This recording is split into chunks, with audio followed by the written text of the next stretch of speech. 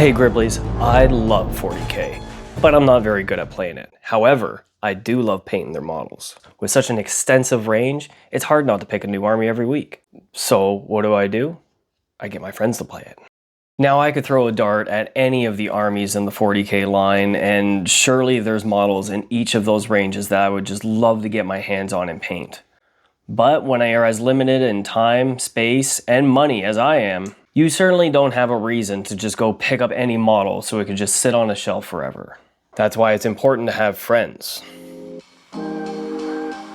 Now when it comes to getting your friends to play 40K, it's very important that they pick factions that you also want to paint. Well, nerds are pretty easy to get into 40K. And of course everybody's going to want to pick their own faction.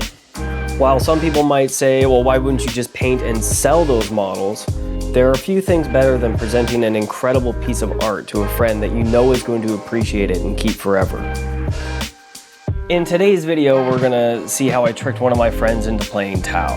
Now, Tau have a lot of hard edges and a lot of flat panels. It's a lot like painting a rhino over and over again.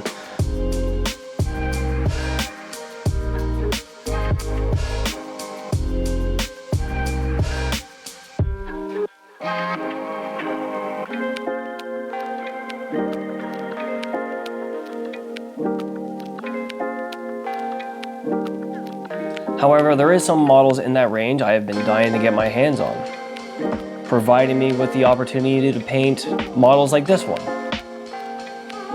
the Darkstrider. What I love most about the Darkstrider is he comes with his own little Gribblies. His drones reminding me quite extensively of when I used to play Destiny for many years.